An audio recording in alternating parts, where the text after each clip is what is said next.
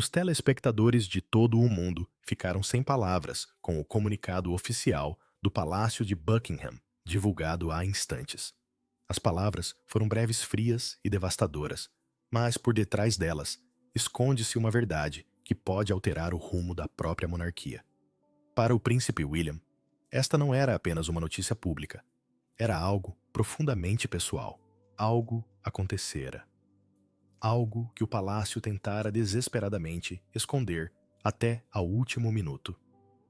Antes de nos aprofundarmos no que isto realmente significa para a família real, certifique-se de que se inscreve para não perder nenhuma atualização. Amanhã começou como qualquer outra em Londres. Céus cinzentos, pairando sobre o Palácio de Buckingham, a imprensa acampada no exterior, como de costume, e os fãs da realeza a acompanhar as atualizações nos seus telemóveis. Mas, quando o palácio divulgou o seu comunicado oficial, o mundo parou. Não era o optimismo polido ou a habitual vagueza diplomática. Foi uma declaração incisiva, deliberada e carregada de uma tristeza que nem os repórteres mais experientes conseguiram disfarçar. O comunicado não mencionava pormenores, mas o tom indicava que algo irreversível tinha acontecido à família, e todos os olhares se viraram imediatamente para o príncipe William. Em poucos minutos, o apresentador da BBC fez uma pausa a meio da frase, tomado pela emoção. As câmeras captaram as suas mãos trêmulas, enquanto ela lia as palavras finais da declaração, palavras que insinuavam uma dor irreparável. Por todo o Reino Unido, as televisões exibiam títulos com a mensagem: "O Palácio confirma uma notícia trágica." Numa era digital, em que os rumores se espalham como fogo em palha seca, as redes sociais entraram em erupção em segundos. A expressão Príncipe William começou a tornar-se viral a nível global, enquanto milhares especulavam sobre o que poderia ter acontecido. Seria algo relacionado com a saúde, uma perda familiar ou algo muito mais sombrio, uma verdade soterrada sob camadas de segredo real. Entretanto, no Palácio de Kensington, surgiu online uma imagem que mostra Catherine, a princesa de Gales, a abandonar a propriedade. A sua expressão dizia o que nenhuma palavra conseguia expressar, pálida, abalada e visivelmente a conter as lágrimas. Aquele único fotograma tornou-se o símbolo visual do medo coletivo de uma nação. Dentro do palácio, os sussurros tornaram-se mais altos. Alguns apontavam para o gabinete privado do rei Carlos, referindo que a formulação da declaração carregava o estilo característico do rei formal, contido mas profundamente pessoal. Outros notaram que a notícia tinha sido transmitida sem seguir os canais habituais, ignorando por completo a equipa de comunicação. Veio diretamente da cúpula, e isso por si só já dizia muito. Algo tinha mudado, da noite para o dia, na hierarquia real, e até os cortesãos que se orgulhavam da sua discrição não conseguiram disfarçar o seu desconforto. Os funcionários descreveram uma quietude sinistra. Um silêncio que pairava nos corredores, pontuado apenas pelo som ocasional de passos apressados e vozes sussurradas. Os repórteres do lado de fora especulavam incessantemente, mas o palácio manteve o silêncio. Por respeito à família, concluiu o comunicado, deixando a cada um a interpretação do que significava esse respeito. Para o príncipe William, porém, não se tratava de interpretação, mas sim de confronto. Sabia o que acabara de ser divulgado e sabia que isso mudaria a sua vida para sempre. Atrás dos portões do palácio, terá ficado incrédulo relendo as palavras que confirmavam a tragédia que rezara para que permanecesse privada. A monarquia construída sobre séculos de resistência estoica enfrentava agora uma onda de empatia pública, não pela coroa, mas pelo homem que estava por detrás dela. William já não era apenas o herdeiro. Era o filho enlutado, o coração emocional de um império abalado. A tragédia ultrapassou as cerimônias, os títulos e a própria armadura do dever real. E enquanto o mundo procurava respostas, os que estavam mais próximos da família sabiam uma coisa: aquilo era apenas o início de algo muito mais profundo. À medida que o mundo tenta decifrar as palavras vagas, mas arrepiantes do palácio, começam a surgir rumores apontando para algo muito mais pessoal do que o protocolo real alguma vez permite. Horas antes da declaração pública, realizou-se uma reunião secreta em Balmoral, com a presença apenas de membros da família real e de um grupo restrito de conselheiros. Fontes internas afirmam que a atmosfera era pesada e sufocante. Lágrimas foram derramadas, os ânimos exaltaram-se e uma única decisão foi tomada a revelar finalmente a verdade. Mas que verdade era tão devastadora que nem o herdeiro do trono estava preparado para ela. Por detrás da grandiosidade da propriedade real, o clima era inédito. A névoa da manhã pairava sobre Balmoral, enquanto os carros chegavam em silêncio. Os seus ocupantes demasiado ansiosos para falar. Dentro da sala de conferências, a gravidade do que tinha sido discutido era tão intensa que até os membros mais estoicos da família estavam visivelmente abalados. O rei Carlos estava sentado à cabeceira da longa mesa de carvalho, ladeado pela princesa Ana e pelos seus conselheiros mais próximos. Os seus olhos, geralmente calmos e calculistas, estavam vermelhos e cansados. A notícia, que lhe chegara horas antes, não dizia apenas respeito à sua saúde ou à política. Era algo que atingia o próprio alicerce da monarquia. Mantivera o mais que pôde, mas o tempo do segredo chegara finalmente ao fim. Testemunhas descreveram posteriormente o encontro como a manhã mais sombria desde a morte de Diana. Cada palavra proferida carregava o peso da história. Cada silêncio gritava uma dor não expressa. Segundo os relatos, Charles lutou para se conter a sua compostura, vacilando quando Anne lhe colocou uma mão firme no ombro. Aqueles que a conhecem dizem que ela sussurrou algo sobre o dever sobre encarar a verdade com dignidade. Mas até Anne, conhecida pela sua resolução inabalável, foi vista a limpar os olhos discretamente. Não se tratava apenas de uma crise política. Era uma família que se desintegrava sob a pressão insuportável de uma verdade há muito suprimida. O príncipe William já tinha sido informado. A mensagem foi transmitida discretamente longe de olhares indiscretos por um dos assessores de confiança do seu pai. Fontes próximas da família dizem que permaneceu imóvel durante vários minutos após ouvir a notícia, dividido entre a incredulidade e o pavor. O seu silêncio foi mais impactante do que qualquer explosão poderia ter sido. As pessoas próximas dizem que murmurou apenas uma frase baixinho. Nunca era para acabar assim. Numa tentativa desesperada de conter o que estava prestes a acontecer, os funcionários do palácio receberam ordens para manter o silêncio absoluto. Telefones foram confiscados, portas foram trancadas. A assessoria de imprensa real recebeu instruções para adiar todas as comunicações externas até que Charles desse a ordem. Cortesãos que serviram vários reinados admitiram nunca ter visto um pânico tão coordenado. Um descreveu a situação como um reino a suster a respiração. Outro disse: quando o rei chora, a Grã-Bretanha treme. No entanto, no meio da confusão, uma frase começou a circular entre os membros do palácio, no final de uma era. Não era apenas uma metáfora. Era o reconhecimento de que algo irreversível tinha ocorrido. Aqueles que guardaram segredos reais durante décadas compreendiam agora que este não permaneceria oculto para sempre. A decisão de tornar o assunto público não foi motivada pela estratégia, mas, sim, pela inevitabilidade. O que não previram, no entanto, foi o efeito cascata que isso teria na nação e no próprio príncipe William.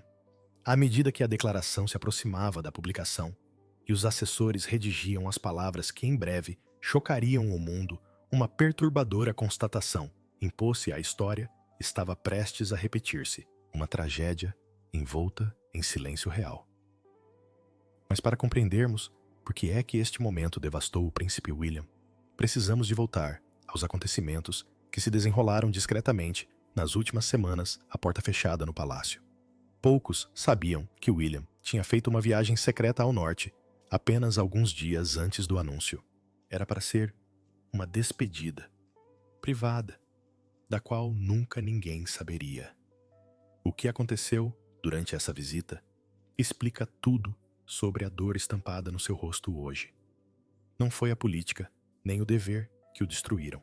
Era amor e a dor de perceber que era tarde demais. Nos dias tranquilos que antecederam o anúncio do palácio, um único comboio partiu de Londres, em total sigilo. Não houve conferências de imprensa, nem câmaras, nem aparições programadas. Apenas alguns conselheiros sabiam que o príncipe William tinha viajado para Balmoral, o mesmo lugar que se tornou sinônimo de união familiar e de perda insuportável na história da realeza. Foi uma viagem movida pela emoção, e não pelo dever, o instinto de um filho de ver o pai mais uma vez antes que palavras como declaração oficial, luto público, desumanizassem a figura da coroa. Fontes internas afirmam que a visita durou menos de 5 horas, mas naquele curto espaço de tempo, algo de profundo aconteceu. Os presentes descreveram um momento que não foi apenas negro, mas sagrado. Os dois homens, pai e filho, separados durante anos, pela expectativa e pelo silêncio, falaram finalmente sem o peso das câmaras ou dos assessores. Pela primeira vez, em décadas, não eram rei e herdeiro. Eram simplesmente dois homens a confrontar a única verdade a que nenhum dos dois conseguia escapar. Testemunhas revelaram mais tarde que William saiu daquela sala pálido e cambaleante, como se o fardo que carregava tivesse subitamente duplicado de peso. Nesse dia, começaram a circular rumores entre os poucos presentes em Balmoral. Alguns afirmavam ter ouvido fragmentos de conversas com as palavras perdão, legado e promessa, repetidas em sussurros. Outros referiram que Charles tentara sorrir, apesar da dor, insistindo que estava bem mesmo com a voz trêmula. Segundo os relatos, William recusou-se a sair inicialmente, permanecendo sentado ao lado da cama, muito depois do término das formalidades. A certa altura, ouviu-se dizer baixinho: "Está a definhar mais depressa do que eles admitem." Estas palavras, antes descartadas como exaustão emocional, carregam agora o peso de uma previsão devastadora. Antes de partir, William fez algo profundamente pessoal. Fontes próximas da família real afirmam que colocou um pequeno pedaço de papel dobrado na mesa de cabeceira, um gesto sobre o qual nem o palácio se pronunciou. O que nele estava escrito permanece um mistério. Mas o seu significado era bastante claro para aqueles que testemunharam o sucedido. Foi a sua despedida silenciosa. Uma mensagem de um filho que nenhuma declaração, nenhum comunicado de imprensa e nenhum decreto real poderiam alguma vez reproduzir. Quando finalmente se levantou para partir, houve um entendimento silencioso entre eles, um reconhecimento de que aquela poderia ser a última vez que os seus olhares se cruzariam sem o mundo inteiro a observar. Dizem que a viagem de regresso, a casa foi silenciosa. Os assessores descreveram William a olhar pela janela, sem reagir, enquanto o carro seguia para sul. Não deu instruções. Não fez perguntas e não disse nada. Quando chegou a Londres, o homem que partira como príncipe regressara transformado, transportando o segredo final, que em breve partiria o coração de uma nação. Aquela visita seria o seu último momento de paz antes que o mundo desabasse e a verdade viesse ao de cima, no meio de uma tempestade de tristeza e especulação. Quando o palácio finalmente quebrou o silêncio, poucos esperavam a revelação que se seguiu. O documento oficial continha uma única nota manuscrita do próprio rei Carlos. A carta não era política nem cerimonial. Era pessoal e dirigida diretamente ao seu filho mais velho. Quem a leu descreve-a como a mensagem real mais comovente alguma vez escrita a um pai a pedir perdão e força a dar ao filho. Durante dias, o palácio manteve-se em silêncio. Os cortesãos evitavam o contato visual. Os telefones não eram atendidos e todos os comunicados oficiais eram atrasados sem qualquer explicação. Depois, sem aviso prévio, a assessoria de imprensa real divulgou um documento selado com o brasão do rei. Ao contrário das habituais declarações públicas escritas pelos assessores, esta era diferente. A mensagem tinha a caligrafia do próprio Charles Trêmula, mas inconfundível, e a sua assinatura confirmava a autenticidade. Era uma despedida envolta em graça e pesar, as palavras finais de um monarca confrontando tanto a mortalidade como o legado. A carta começava com uma frase que atravessava todas as camadas do protocolo real. "Meu querido William, perdoe-me os anos que dediquei à coroa que lhe deveria ter pertencido. era crua, humana e devastadoramente honesta. O rei confessou que passara demasiado tempo a servir o dever em detrimento do amor, e que o preço fora pago não na política, mas no distanciamento entre pai e filho. Havia excertos que insinuavam os últimos desejos da rainha Isabel, como se Carlos tivesse levado consigo, em sua memória, a inspiração do seu legado. Escreveu que tentara viver à altura dos seus padrões, mas que a dada altura, o peso do trono consumira a pouca paz que lhe restava. Quando o príncipe William leu o bilhete-fontes, dizem que este colapsou completamente. O homem que o mundo conhecia pela sua compostura. E força sucumbiu subitamente ao peso de uma verdade demasiado pessoal para ser captada pelas câmaras. Aqueles que estavam com ele descreveram-no a agarrar a carta, como se soltá-la significasse perder o pai 2 vezes. Dizia-se que Catarina se recusava a sair do seu lado. Leu as palavras por cima do ombro dele, com lágrimas nos olhos, enquanto sussurrava que o pai dele tinha finalmente encontrado a paz. Naquele momento íntimo, o futuro herdeiro da família real não era um príncipe, nem uma figura pública. Era simplesmente um filho sofrendo a perda do pai, que tanto amava como incompreendia. A cartas não mencionava a doença explicitamente, mas a sua linguagem deixava poucas dúvidas. Frases como "o tempo está a esgotar-se" e "sinto o silêncio a aproximar-se" foram suficientes para desencadear uma onda de especulações na Grã-Bretanha e noutros países. O silêncio do palácio acabou por se quebrar, mas a verdade que emergiu foi mais dolorosa do que qualquer um poderia imaginar. Para o público, a carta foi uma revelação. Para William, foi um final que definiria o resto da sua vida.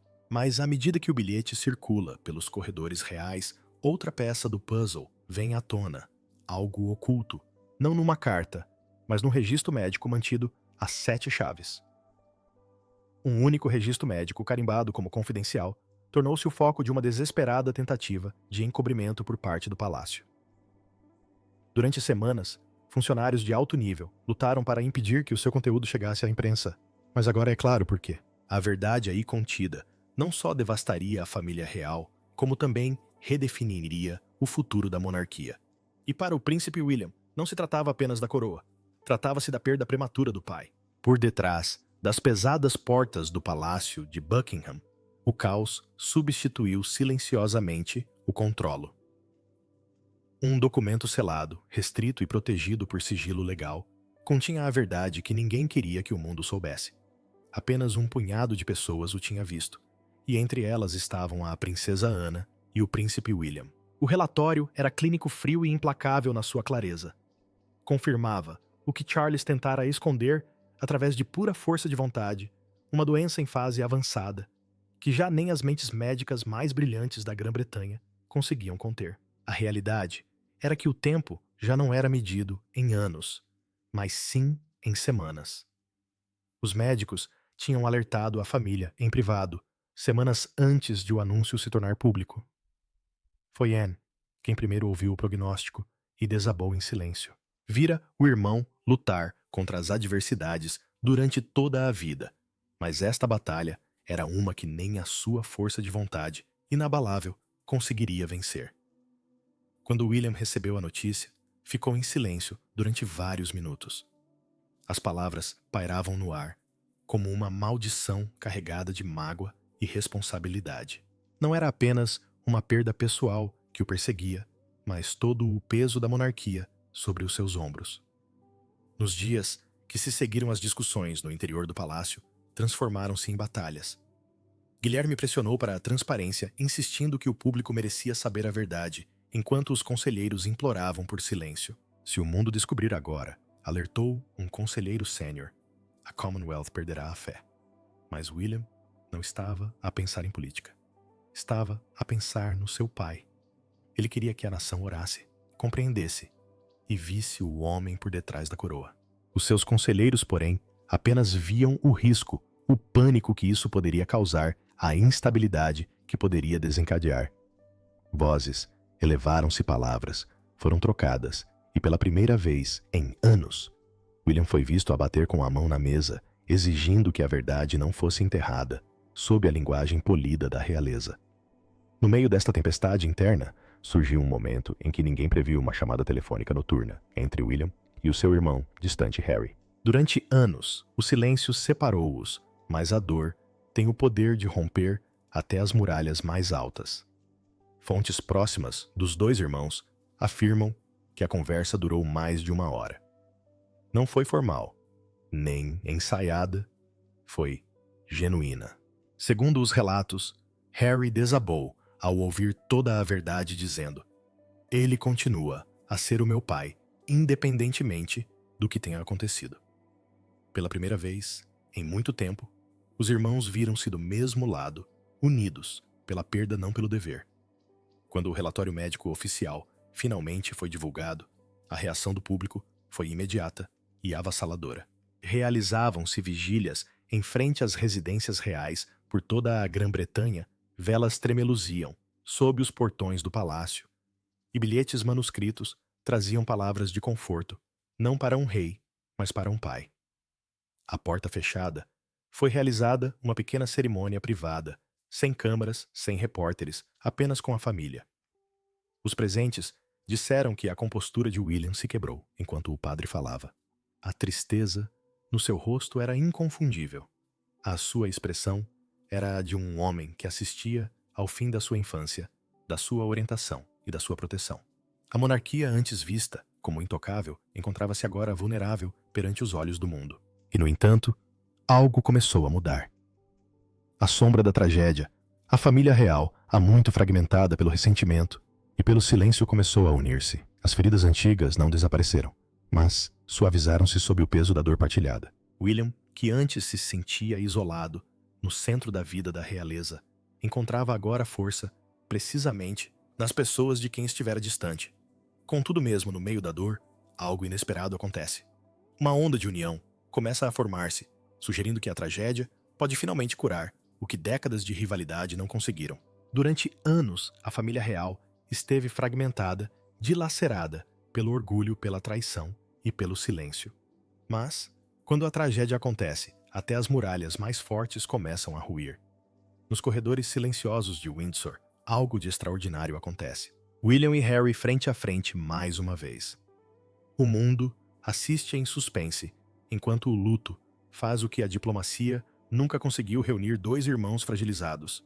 Após a devastadora revelação da doença do rei, uma onda de incredulidade espalhou-se pela Grã-Bretanha. Mas em nenhum outro lugar o impacto foi tão forte como no seio da própria família real. Durante dias, o castelo de Windsor permaneceu uma fortaleza de silêncio até que um carro preto chegou sem aviso prévio, provocando sussurros que se espalharam pela propriedade. O príncipe Harry tinha regressado. A sua chegada foi inesperada, não divulgada e sem escolta. Alguns chamaram-lhe um ato de coragem, outros de desespero. Mas para os que estavam dentro do palácio, era algo completamente diferente. Era, na verdade, um ajuste de contas há muito esperado entre dois irmãos unidos por laços de sangue, mas separados pela amargura. A portas fechadas, a princesa Ana assumiu o controlo. Conhecida pela sua autoridade discreta, insistiu numa reunião privada, sem gravações e brutalmente honesta. William e Harry entraram separadamente, cada um carregando o peso de anos perdidos em silêncio. Fontes próximas disseram que a tensão era palpável no início. As palavras saíram tropeçadas, antigas, feridas, reabriram-se, e por um instante pareceu que a dor só aumentaria o abismo entre eles. Mas como Anne lhes recordou, não sois apenas herdeiros, sois filhos. O clima mudou. Mencionar o nome do pai quebrou a barreira da formalidade, e a emoção substituiu o orgulho. William, visivelmente abalado, terá confessado que já não conseguia carregar a responsabilidade sozinho. Harry, com o olhar cabisbaixo, admitiu que o distanciamento tinha sido o seu escape, não a sua cura. Naquele momento frágil, falaram não como membros da realeza, mas como dois homens que se confrontam com a mesma perda. William recordou os verões da infância em Balmoral, o cheiro a pinheiros e o riso do pai ecoando pelas colinas. Falou de como Carlos tinha mudado desde a morte de Diana, tornando-se mais ameno, mais introspectivo, quase assombrado pelos fantasmas do passado. Estas recordações dissiparam a tensão, como a luz do sol atravessando nuvens de tempestade. Harry assentiu com a cabeça, com a voz embargada, ao dizer que, por mais longe que tivesse ido, nunca conseguiria deixar aquela parte da sua vida para trás. Até Meghan, observando de longe, pareceu alterar o tom de voz. Segundo os relatos, ela aconselhou Harry a lidar com o reencontro em privado, oferecendo compaixão em vez de comentários. Pela primeira vez em anos, os Sussex e os Gales não eram inimigos aos olhos da imprensa. Eram uma família que enfrentava a mesma dor. Mas foi a princesa Ana quem proferiu as palavras que marcaram o momento. Olhando entre eles, ela lembrou aos irmãos que o dever não significa nada se esquecerem de permanecer humanos em primeiro lugar. Estas palavras simples ressoaram profundamente, penetrando a armadura real que tinham construído à sua volta. Ambos se calaram à mensagem clara. A coroa podia definir os seus papéis, mas nunca poderia curar os seus corações. Lá fora, o público sentia a mudança. Multidões reuniam-se não com raiva, mas em silenciosa solidariedade. Os meios de comunicação começaram a demonstrar compaixão em vez de especulação. Imagens de William a consolar Catherine, ou de Harry a depositar flores perto dos portões de Balmoral, reacenderam um raro tipo de empatia em todo o país. As pessoas começaram a ver William de forma diferente, não como um membro distante da realeza, mas como um filho enlutado forçado a assumir a liderança demasiado cedo. A sua força, silenciosa, antes ofuscada pelo dever, tornou-se agora a sua maior virtude. Mas, mesmo enquanto a família se reúne em luto, a monarquia enfrenta uma questão iminente. Uma questão que pode mudar a sua própria sobrevivência. Quem assumirá a liderança quando chegar à altura? À medida que o estado de saúde de Charles se agrava, os seus conselheiros preparam-se discretamente para o inevitável. Mas William não está preparado, nem emocionalmente, nem espiritualmente. Toda a sua vida foi um treino para este papel. No entanto, neste momento, daria tudo para voltar a ser apenas um filho, e não um futuro rei. O homem que antes simbolizava a estabilidade enfrenta agora o peso insuportável do legado, da perda e da liderança, tudo ao mesmo tempo. A máquina da monarquia nunca para nem mesmo nos momentos de luto. A porta fechada, os conselheiros constitucionais iniciaram as suas reuniões de emergência. Os documentos foram revistos, os protocolos ensaiados e as cláusulas de sucessão discutidas em sussurros que ecoavam pelos corredores do palácio. O plano oficial era claro, mas o coração humano não tem um manual de instruções. Para William, a ideia de seguir os passos do pai, enquanto ainda respirava, era insuportável. Ainda não, terá implorado. Por favor, ainda não. Aqueles que lhe eram mais próximos dizem que se sentia dividido entre o dever e a negação, um filho agarrado aos fragmentos de normalidade, enquanto a história seguia em frente sem piedade. Catherine esteve ao seu lado durante todo este tempo, observando o homem que amava a lutar contra um destino que nunca pediu. No final de uma noite, enquanto os assessores aguardavam a sua aprovação para um projeto de declaração, William virou-se para ela e sussurrou: "Nunca quis que fosse assim." Não era uma rejeição do seu papel. Era uma confissão de pesar. Apesar de toda a sua preparação, de toda a sua compostura, nada o poderia preparar para uma coroa nascida da tragédia. Naquele momento, não era o futuro rei. Era um filho enlutado, um marido em busca de consolo, e um pai desesperado por proteger os seus filhos da mesma dura realidade que definira a sua própria juventude. Fora dos muros do palácio, o público começou a ver um lado diferente do mesmo. A formalidade impecável desaparecera, substituída por algo cru e humano. A sua força silenciosa, a sua dor visível, a sua recusa em esconder as emoções ressoaram profundamente em milhões de pessoas. Os jornais descreveram-no como o rei relutante, um homem sobrecarregado, não pelo poder, mas pela compaixão. Os seus índices de aprovação dispararam, mas por detrás destes números havia um coração que ainda lutava para aceitar o que viria a seguir. As pessoas viram resiliência. William sentia-se culpado. Cada ato de dever fazia-lhe lembrar o vazio que a ausência do pai em breve criaria. Foram a princesa Ana e o príncipe Eduardo que o ampararam quando a espera se tornou insuportável. Já tinham visto tudo aquilo antes, o caos da transição, a solidão que se seguiu o olhar implacável do mundo. Anne lembrou-lhe que a coroa é tanto uma maldição como uma vocação. Ela não escolhe os preparados, disse-lhe. Ela escolhe os dispostos. Estas palavras tocaram algo profundo dentro dele. Edward falou da dignidade silenciosa do pai, de como Charles transportou o legado da mãe, mesmo quando duvidava de si próprio. A mensagem era simples. Não herda a coroa quando se sente preparado. Herda-a porque precisa. Enquanto William ouvia as memórias da coroação do seu pai, começaram a repetir-se na sua mente. Lembrou-se do rosto de Carlos orgulhoso, porém ansioso, consciente da magnitude do trono. Agora, décadas depois, esse mesmo ciclo repetia-se. A história completava um ciclo, e era a sua vez de estar onde o pai estivera, entre o homem que fora e o rei que estava destinado a tornar-se.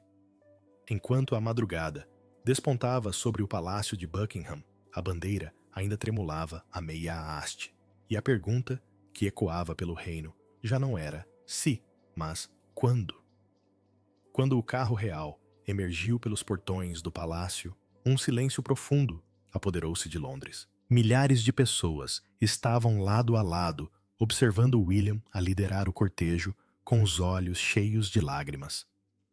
Não era apenas uma despedida de um pai ou de um rei, era uma despedida de uma época. E pela primeira vez, até os mais rígidos protocolos reais cederam à emoção genuína.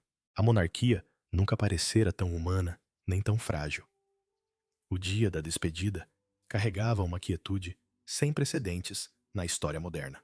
Ruas que outrora ecoavam com vivas as coroações tremiam agora sob o peso do luto. Envolta em tristeza, a Grã-Bretanha parou com o coração a bater em sincronia com os passos de William.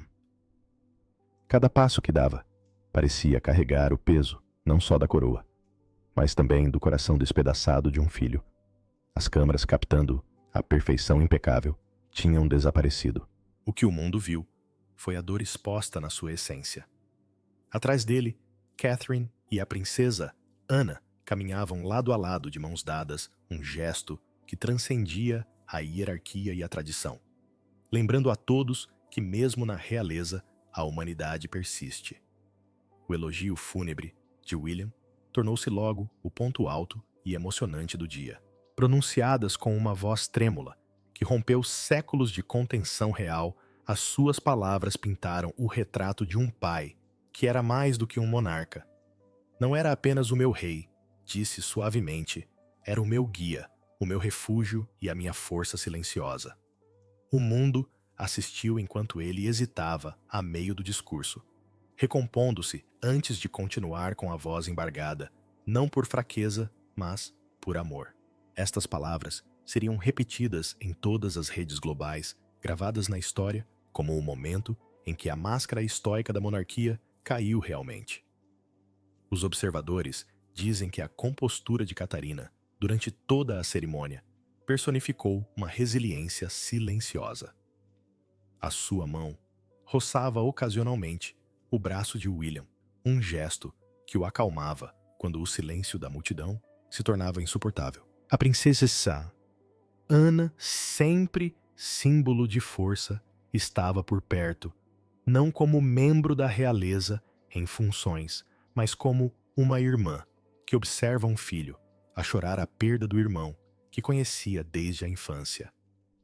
E quando Harry se aproximou, o que se seguiu chocou a nação. Depositou uma única rosa branca sobre o caixão, como gesto de reconciliação silenciosa. Um pedido de desculpas silencioso por anos de distanciamento. Foi breve, mas falou mais alto do que qualquer declaração pública. Por toda a Commonwealth, uma onda de luto espalhou-se como uma maré de memória e união. Nas cidades e vilas, as vigílias à luz das velas iluminavam a noite. Os sinos das igrejas tocavam sem hora definida, e os estranhos permaneciam juntos em silêncio. Das ruas de Edimburgo aos campos de Windsor, as pessoas choravam abertamente. Não apenas por um rei, mas pela inocência que se esvaía de uma geração criada sob o seu reinado. Foi como se o próprio tempo tivesse parado para homenagear o homem que carregou o peso de uma coroa e a fragilidade de uma família em simultâneo. No rescaldo, algo de extraordinário começou a acontecer. As pessoas, antes afastadas da coroa, passaram a ver William de forma diferente. Ele já não era a aura intocável por detrás dos muros do palácio. Era o homem que atravessara o luto com serenidade. Os jornais começaram a chamar-lhe Rei do Povo, fazendo eco do título antes reservado à sua mãe. Mas, ao contrário do que acontecia antes desta vez, não nasceu apenas da tragédia. Nasceu da empatia, da dor partilhada, que mais uma vez uniu a família real e o público. Mas, à medida que o luto termina e o reino respira de alívio, inicia-se silenciosamente um novo capítulo. Um capítulo que poderá definir a sobrevivência da monarquia na era moderna. No seu primeiro discurso privado desde a tragédia, o príncipe William prometeu honrar a memória do seu pai, não com palavras, mas com mudanças. A monarquia, declarou, deve finalmente tornar-se naquilo com que a sua mãe um dia sonhou, compassiva, aberta e humana. Enquanto o mundo o observa, os olhos de William revelam tristeza e determinação. O menino que perdeu a mãe demasiado cedo carrega agora o legado de ambos os pais para a história. A atmosfera em toda a Grã-Bretanha era diferente agora, sombria, mas repleta de algo raro, esperança. Quando William subiu ao palanque para o seu primeiro discurso oficial, como herdeiro aparente, a nação conteve a respiração. Este não foi um discurso de poder ou de protocolo. Foi uma promessa. A sua voz firme, mas carregada de emoção, falava diretamente ao povo, não como a de um potencial governante, mas como a de um homem que compreendia a perda. O meu pai ensinou-me o dever, disse ele, e a minha mãe ensinou-me o coração. Liderarei com ambos. Estas palavras reverberaram por toda a Commonwealth, acendendo uma onda de admiração nunca vista em décadas. A imprensa chamou-lhe a Nova Aurora, um título que definiria a próxima era da monarquia britânica. Pela primeira vez em gerações, a instituição real parecia afastar-se do distanciamento e da tradição, aproximando-se da empatia e da transparência. William anunciou iniciativas focadas na saúde mental, na renovação ambiental e em esforços humanitários, ecoando tanto a visão do seu pai como a compaixão da sua mãe. Jurou que a monarquia já não existiria simplesmente acima do povo, mas entre ele. O silêncio da multidão deu lugar a aplausos, como se o peso da dor se tivesse transformado em união. A presença de Catarina naquele momento era inegável. Ao lado dele, radiosa e ao mesmo tempo solene, ela representava a continuidade, a ponte entre o passado e o futuro da monarquia. Os seus acenos suaves durante o discurso refletiam a força silenciosa que sustentou a família nos seus momentos mais sombrios.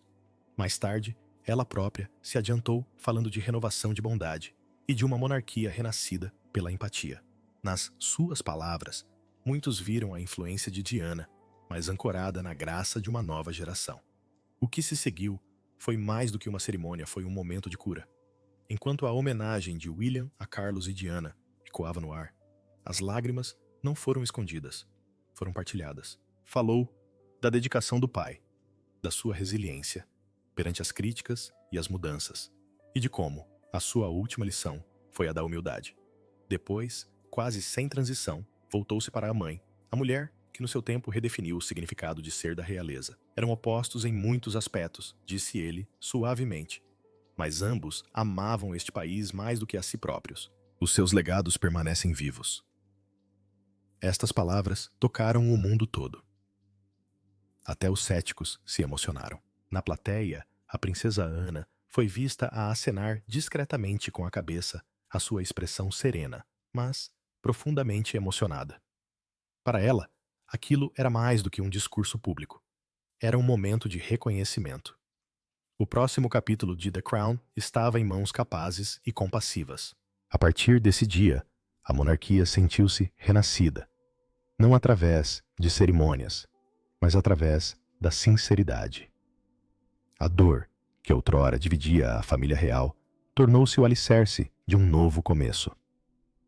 O luto de William ganhou propósito, a sua perda transformou-se em liderança e a sua promessa de honrar tanto a sabedoria do pai como o carinho da mãe tornou-se o espírito que define uma coroa moderna. Assim, a notícia trágica, que outrora devastou uma família, torna-se a faísca que transforma uma nação, provando que mesmo na perda, o legado perdura.